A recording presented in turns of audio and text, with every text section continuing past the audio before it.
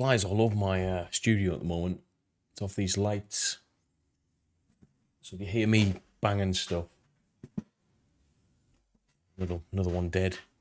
Whoa, 43, 50 plus in the chat already. Troops, how we doing? Dennis Conroy, how you doing? Victor Garul, how you doing, my friend? Joseph Brown, Michael Runyon, AK. How's it going, guys? Bremner's Ghost. Oh, it's the same. Always the usual lot who's first in. Good to see you guys. Smash that like button, troops. Let's get the likes in. If you smash the like straight away, it helps with its reach overall. Why does my camera keep doing that? Ah, it's because of this. It is because of that. Oh no. Hey Victor, thank you for the super chat. First super chat in a while, man. I haven't been doing this for a long time. Super chats are good, dude. I appreciate it. Thank you, man. For some nappies for the baby. I actually got wrong today about nappies. I forgot to get some, basically. So, yeah. Thank you for that. I appreciate that so much, Victor. I appreciate that so much, dude.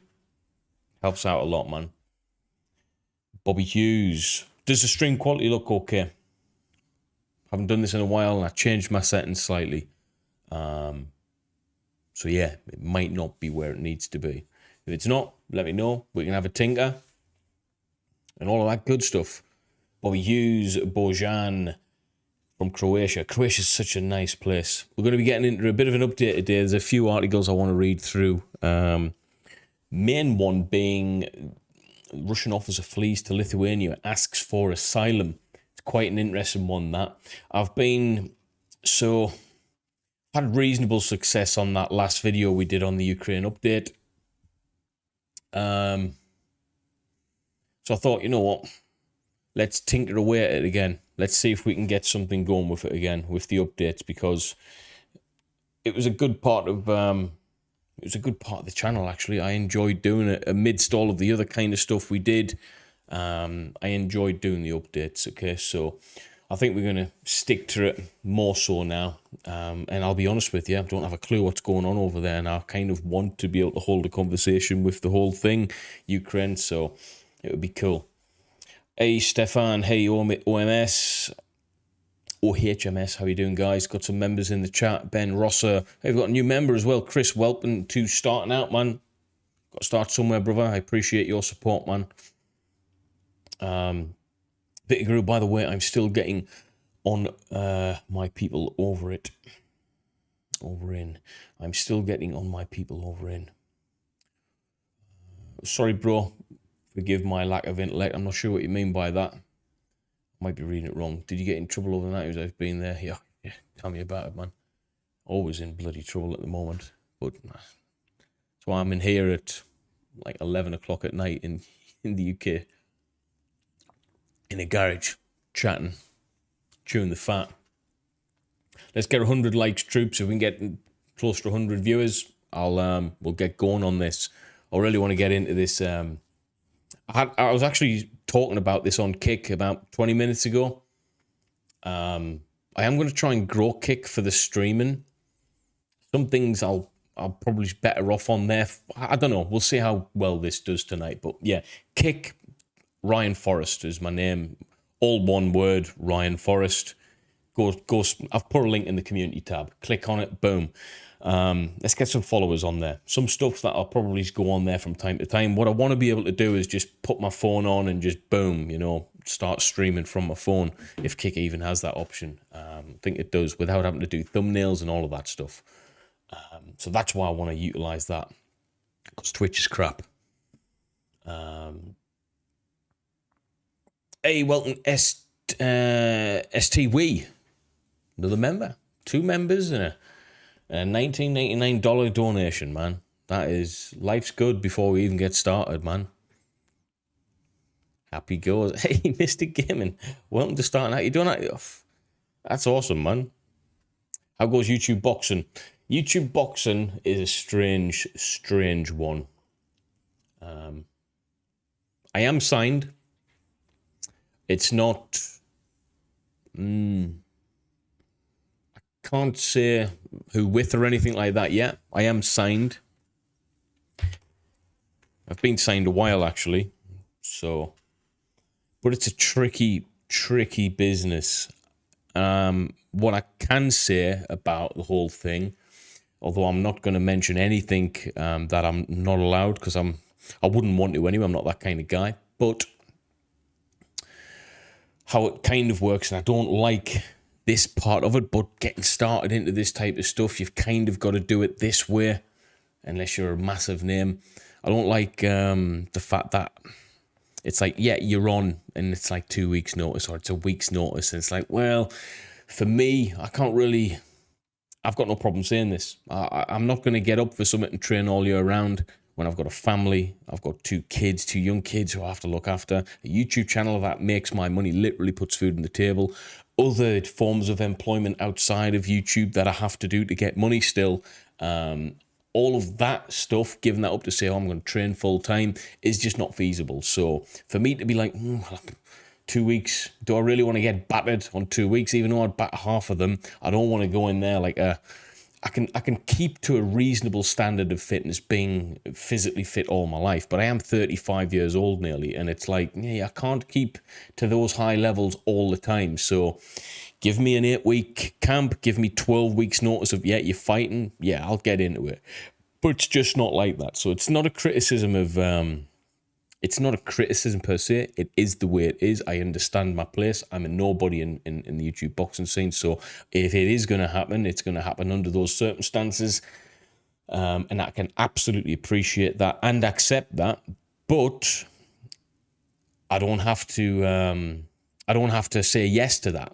I don't have to agree to that circumstance. I can say no. I can say, I'm not going to fight under that circumstance. I don't want to get pezzled, guys, off training for 5 days, off someone who's had a six month camp. Simple as that. So it's still in the works. I am signed. I'm not going to say who with, and I'm not going to give you anything that's going to, any information that I'm not allowed to use yet, but that's that. Anyway,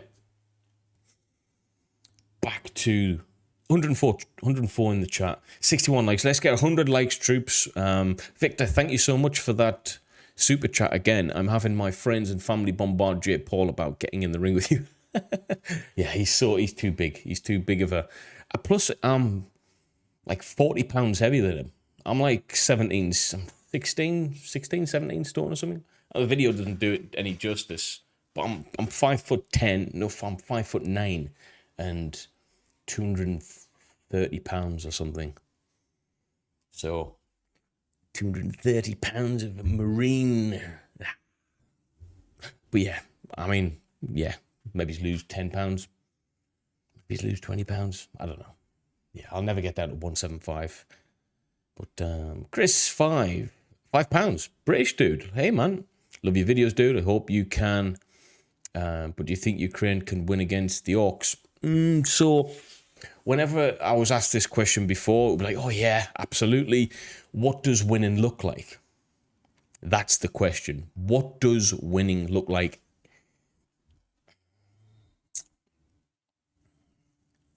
Let's say they do. What does winning look like? They get out of the country. Russia gets out of the country, leaves them alone. Okay. So now, like, you know how much of their country is absolutely decimated? You know how many people are dead? You know how many lives have been turned upside down? You know how many individuals are going to be part of a generation of severe mental health sufferers?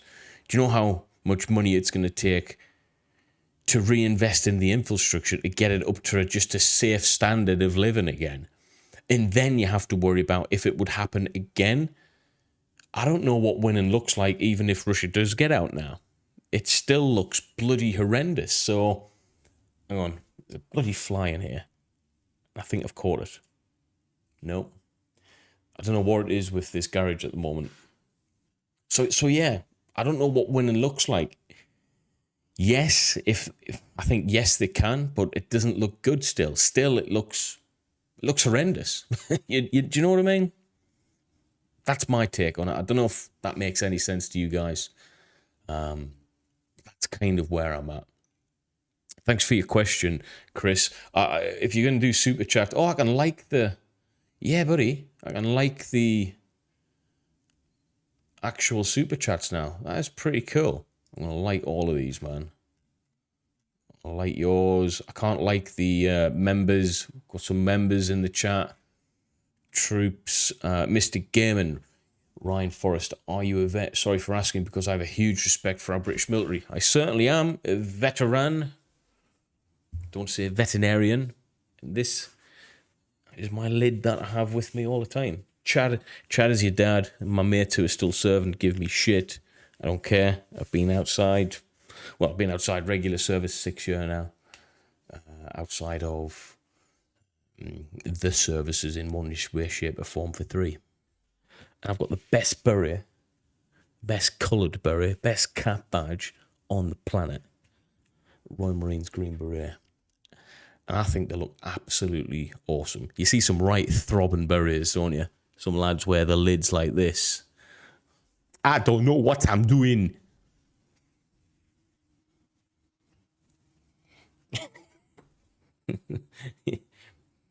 But yeah.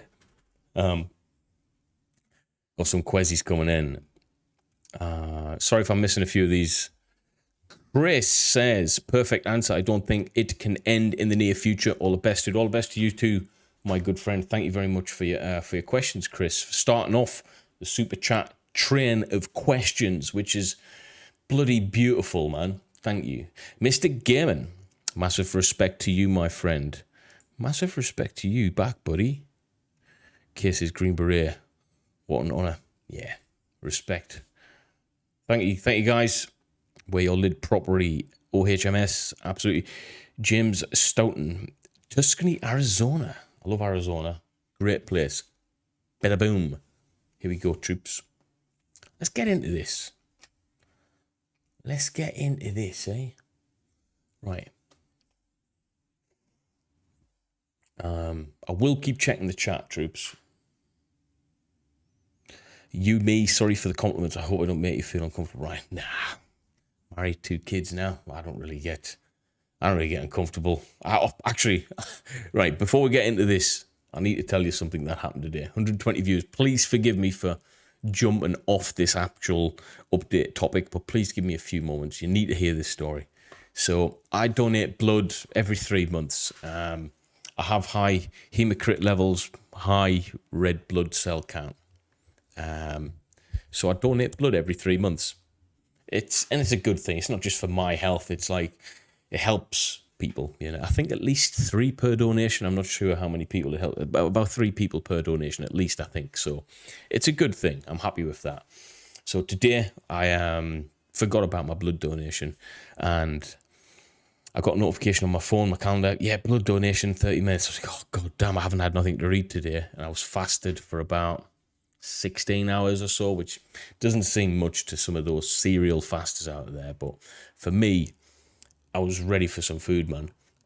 Went to the donation place, felt all right. Ended up getting my blood taken. I think you probably see it. I don't like it anyway. It's horrible feeling. I'm like, oh. And my arm starts to spaz up. It was like uncontrollable spasms. I was like, what's going on with my arm? And he's like, oh, what's the matter? He might have hit a nerve or something. And it felt pretty uncomfortable, I'm not going to lie. So he starts moving this needle about. As it's taking blood from me, I was like, it felt horrible as well. Just imagine scratching a metal sink. The kind of feeling, horrible. So did the blood donation. As soon as he pulled that needle out, he's, how are you feeling? And all I can remember is when he started to recline me from the declined position, because that's the position you donate blood from on this on this weird chair they put you on. And I started to, well, he told me, he says, oh, because they noticed these things, my eyes started to go back. I was like, oh God. But I remember feeling absolutely horrendous. I felt, there's only one other time I felt like the beginning part of what I was feeling like. And I explain why just the beginning part in a second, was in the jungle in Gabon. We were over there when, at a similar time when Central African Republic had those problems with the girls being taken by the Boko Haram.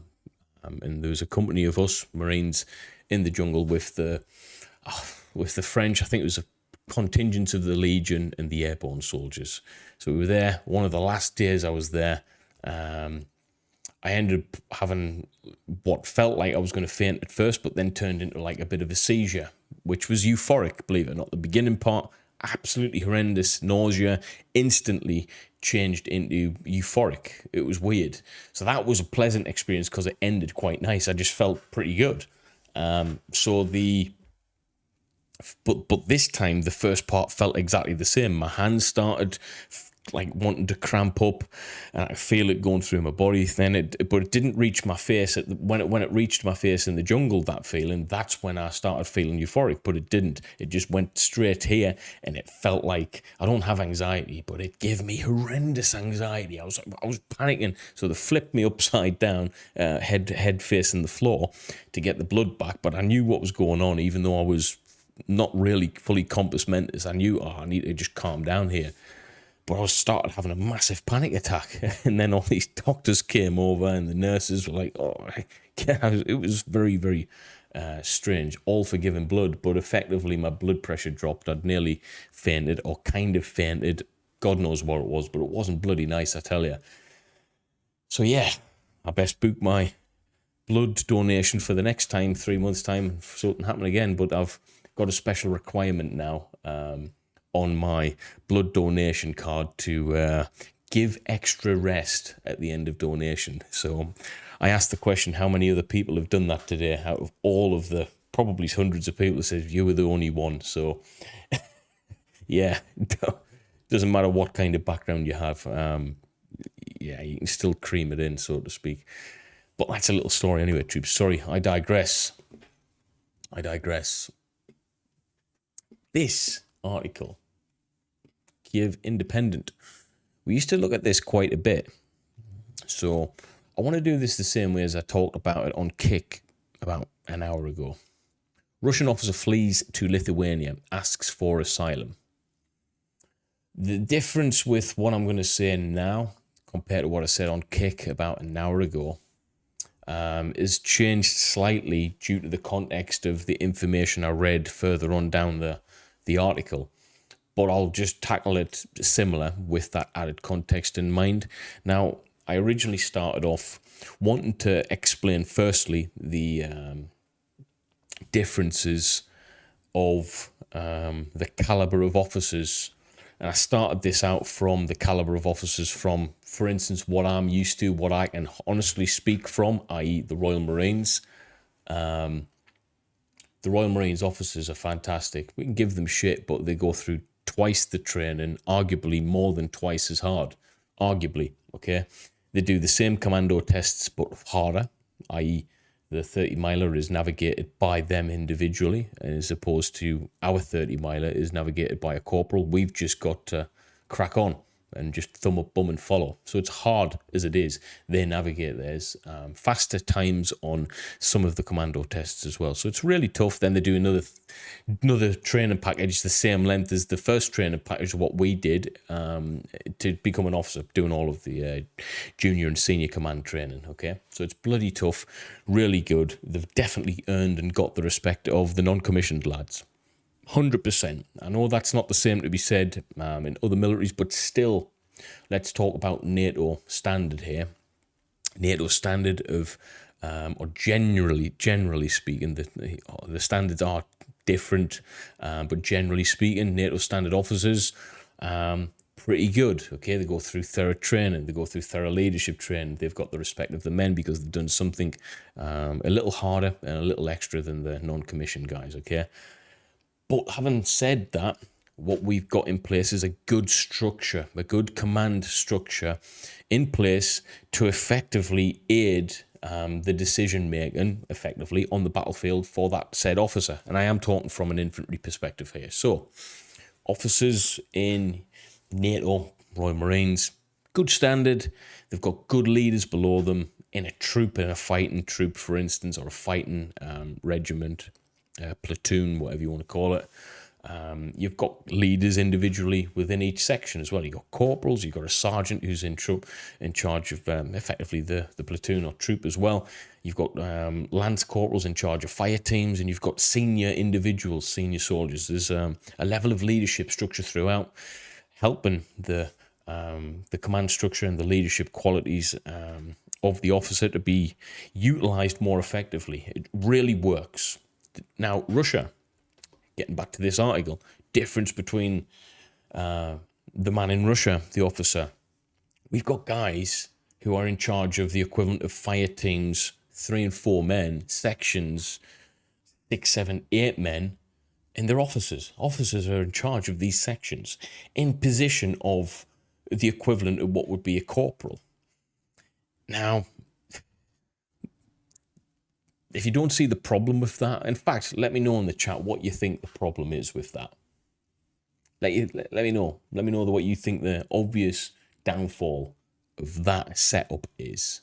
Not having the equivalent of senior soldiers, lance corporals, sergeants, all the way up to that point of where that troop, that platoon of 30, say, men, haven't got 6 or 7 leaders below them of various different experience levels and various different leadership course types, i.e. junior command course, senior command course in your corporals and your sergeants. What do you think's wrong with having an officer in charge of a section of men straight away, or in charge of a fire team of men? We're seeing that on the front line already. So that to me just doesn't make any sense. Doesn't make any sense. I'll wait for some stuff to get in the chat, but that's the context what I wanted to give you. Very, very different setup. The very, very different setup is also going to stipulate, I just don't think it would work to that level. I mean, Justin, yeah, you've just mentioned it. Eastern European doctrine is very micromanaged. They do not value a strong and educated NCO. And this is the thing. When push comes to shove, the actual war fighting, we need to really think about. This is how it was explained to me by my lance corporals when I was in a fighting company. When push really does come to shove in terms of infantry war fighting, and what we're seeing in Ukraine, it really is the guys, the lance corporals and the corporals who are doing all of the business. They're knee deep, hand to hand, gun to gun, knife to knife on the front lines. Them are the ones at the very small end, 3 and 4 men, 4 and 8 men, pushing through, engaging with the enemy. That's them. You know, obviously you're getting sergeants getting involved and officers getting involved, but at the very front, it's just a few men with a couple of junior leaders. So if you don't trust that to happen, you kind of don't trust the entire process and they're missing the point drastically. The war fighting happens with these low-level leaders. And I don't want to say low level in terms of they're low level, they're not very good. The corporals in the Royal Marines, unbelievably well trained, fantastic men. You've got, one of my last corporals in a fighting company was a mountain leader, the hardest course in the British military. It probably is, and it's argued, harder than the Special Forces selection process. The mountain leader cadre in the Royal Marines, absolutely insane. I think it's about 13 months long as well. Really, really tough course as a corporal. It demands respect, and it is respected. We know them men are awesome. I've seen it for myself, so... They've got officers in charge of sections, of fire teams. Nah, it doesn't work. So I just wanted to give a bit of context to this in terms of the difference between the officer. The reason I won't go into the depth of why I think he fled, because I don't, now that I've actually read the article, I don't think that it's got anything to do with the caliber of the officer in the position he is in, i.e. in charge of sections and stuff, because as we read this article, you'll see that it's not the case. And you'll also understand that the circumstances surrounding the way the Ukraine war is fought will allow you to understand that it doesn't matter how good you trained, doesn't matter what doctrine you've been following, any officer with a similar intellect, a good intellect, would be able to understand from Russian perspective that maybe it's not something that they want to partake in. So that's probably why he fled, all right, from an informed intellectual decision. He just doesn't want anything to do with it. He can't intellectually inform his chain of command and go back to Russia and expect to be treated fairly, because guess what? He would probably be hung, drawn, and quartered.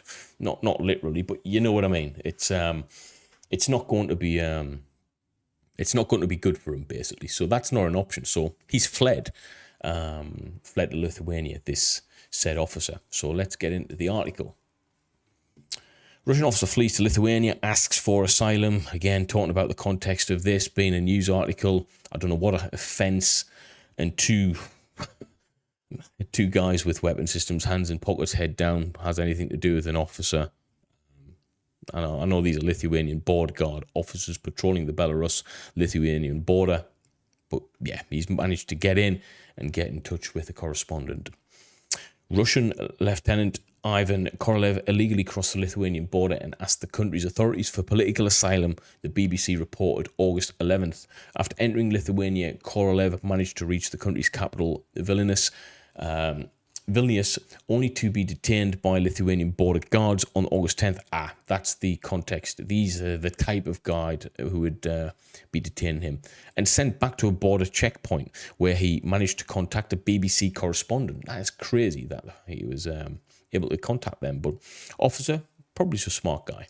So he said on August the 3rd, I decided to leave the Russian Federation due to the fact that I did not want to take part in the bloody war with my state unleashed, Korolev told the BBC. At the moment, I am in the Republic of Lithuania where I asked for political asylum. The officer claimed that while he took part in Russia's aggression against Ukraine, he has never been deployed outside of Russia.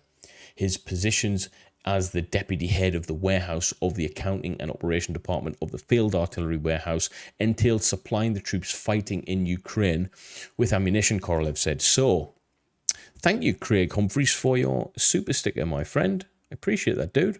Thank you. So this dude's actually in a logistic supply capacity quite high up the chain. Now, we all understand the importance of logistics, but let's just say this. It's big. It's a big part of the military. It's probably the biggest part of the military if you look at it from a standpoint of if we didn't have a good and effective, structured logistic capability, then you wouldn't have a military, okay? You just would have disorganized groups of individuals with improper kit and equipment, unable to be able to sustain themselves in any capacity, all right? So logistics is humongous in the military. So we can take the piss out of it as much as we want. It's very, very important, man. Very, very important indeed. So that was his position. So in terms of actually warfighting and being in charge of individuals on the front line, he wasn't in that capacity. So that tells a massive story about his actual reasoning to get out of there. He's not in a position, although he's not on the front line, to even get out of that job, it seems, or in that capacity of that job, or he's certainly not in that capacity to be able to tell them how he feels about the whole situation. He just doesn't want to be involved, period. So he's got the hell out of there. Can you really blame him, guys? Can you really blame him? Let me know in the comments. What would you do in that situation if you were just so happened to be part of a country that wants to invade other countries? Let me know in the chat. In fact, let's read some of the chat. Shall we? Right, let me see if I can get this chat into... Why is my camera doing that? There you go. Victor Gruel, from what I heard, all the training one has received usually goes out the window. The shit is to fan, panic takes over. It's a tough job. Yeah, so I've actually experienced a few times that feeling of it all goes out the window. But what doesn't go out the window is your individual skills and drills to be able to adapt and overcome a situation, no matter what it may be. What I do like about, and I don't know what it's like for other military groups, but I definitely know what we did pretty good was we could adapt and overcome, and if the situation changes, listen to your quick battle orders and get the hell on with it. Yeah, no plan survives first contact, as you would say. So, but it's good to have a plan. Why? Because it gets you into the mindset of understanding what a plan is, understand how to action your individual roles within the plan. So, although the actual plan coordinating operations might change, definitely changes most of the time anyway, your individual actions on won't. You'll understand that you'll have a role to play within that structure of leadership and command. You fit in there somewhere. Your position, unless someone gets killed, isn't going to change too much. So by going through that orders process and going through that planning phase, even if the plan changes, it allows you to understand different roles, different situations, different potential threats. So you'll understand the objective doesn't normally change. The plan to the objective probably will. But as long as you've been through some form of process, it's a good thing. So I agree with what you're saying, Victor. It doesn't, the plan normally goes out the window, but nothing else does. All right, everything around it pretty much stays the same, and that's what a good soldier does. He just listens to his orders. Okay, you see that the situation's changed, do your bit to change what you have to do within that situation. I think Marines are pretty good at that.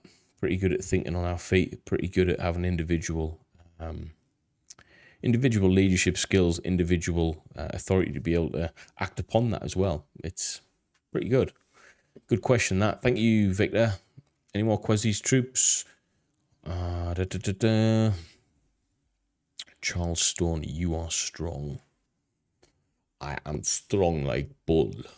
Strong like bull. I used to be strong. Not strong. Training has to be hard. War doesn't care. Yeah. Training consistently with quality shouldn't condition you to rely on that knowledge and avoid reacting to your panic. Jim Stoughton, I noticed American NATO troops massing on the Polish border. What's going on there? I wouldn't necessarily say massing. These borders have been pretty heavily dominant with similar individuals for a long time, decades. So the fact that they would bolster those numbers up now is not only not surprising, it's kind of expected because of what's going on. So yeah, nothing out of the ordinary for me, that. Jonesy. As a lad, the last Jonesy I was ever friends with, I headbutted at the top of the Hilton Hotel in Las Vegas just before headbutting him again in the Bellagio. And that story is a story for another time. Welsh Jonesy, good lad, but a right twat at the same time. Yeah, me and him was always fighting. And as you can see, I haven't got the smallest of heads, so I tend to use the size of it to my advantage. Jonesy, what do I bench? Right, hear me out. I'm not a power lifter.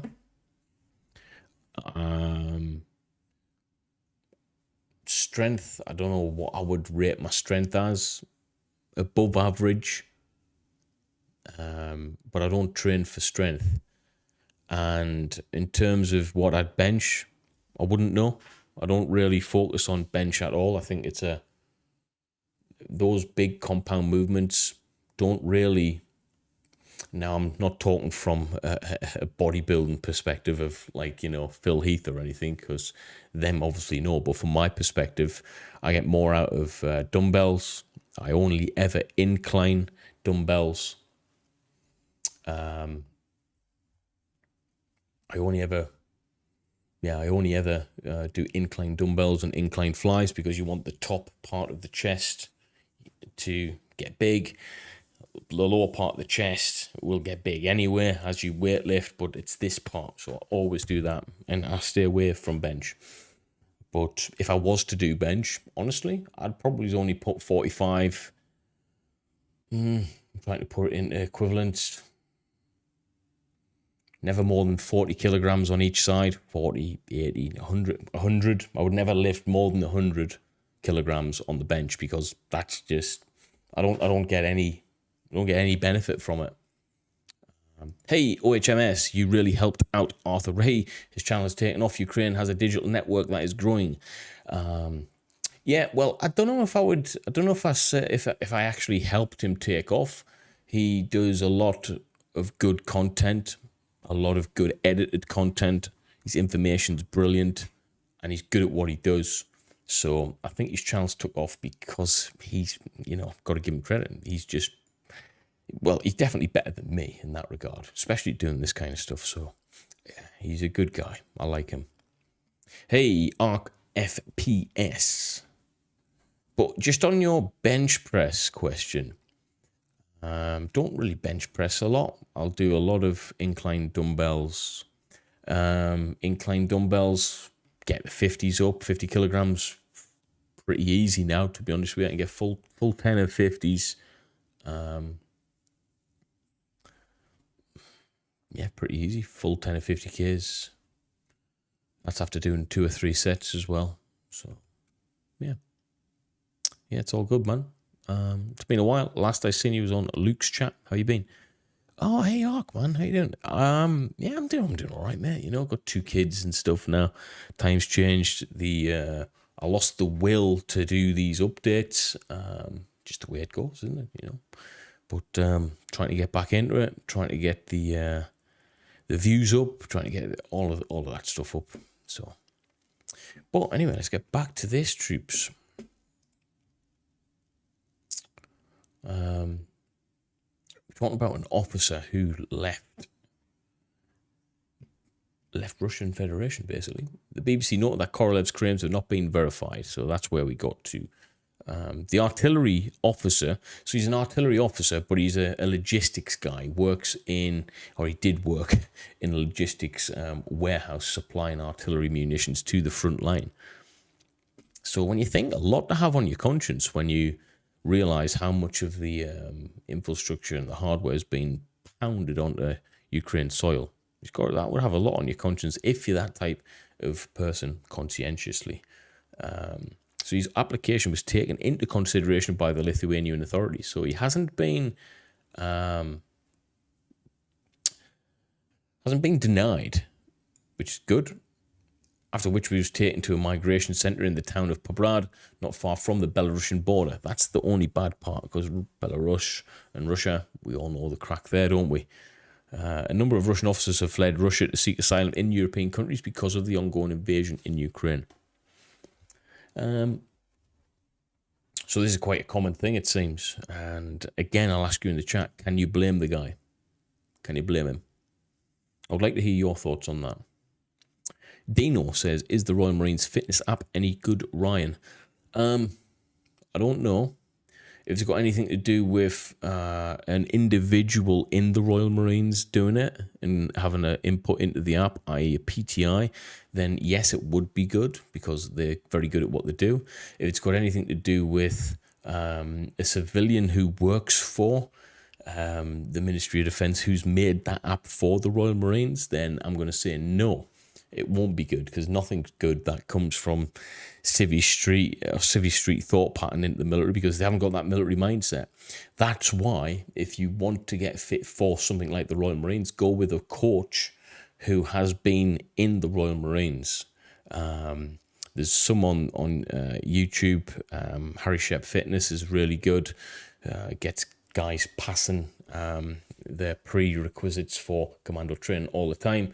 I've got an online fitness program now, and it costs you £50 a month actually to be part of that. If you want access to that program or programming, because I'll do personalized program for you, it'll cost you £50. And obviously if you want personal training sessions virtually done from that point, then we can get in touch via the app. It's a whole application, whole platform that I've built. Let me get that up for you guys, actually.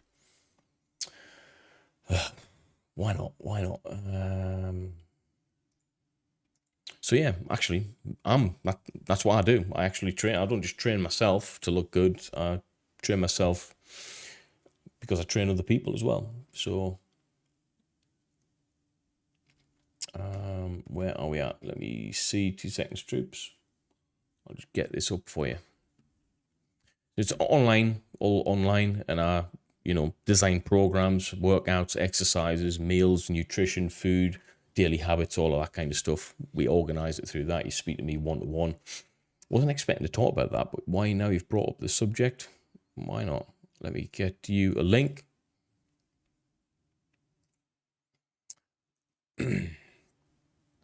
Once I get you the link, good to go.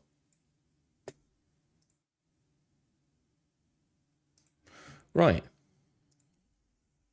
So yeah, you want to be trained by, it doesn't have to be for the Marines. It can be if you want to, start lifting weights, bodybuilding, diet, and all that kind of stuff. I was a personal trainer before I actually joined the Marines.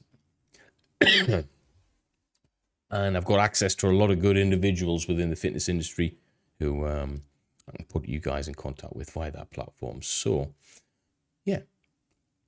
Hey, Jeffrey Garcia. Where has that gone?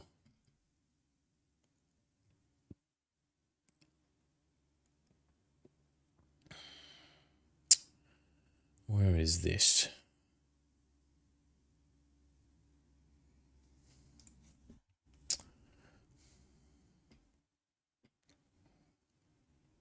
Jeffrey Garcia. Hey, brother. I want to tell you that I love your content and I wish you as in your family well. As a former US Army MLRS operative, I can understand a lot of the stuff happening in Ukraine. Thank you, Jeffrey. I think I've spoken to you before, my friend. Thank you for the well wishes. It's greatly appreciated, brother. And I hope you're well too. Thank you very much for the donation.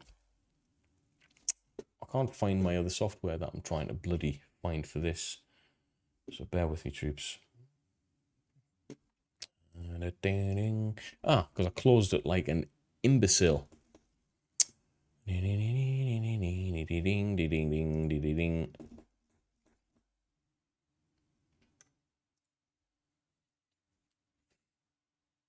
we go, silly Billy.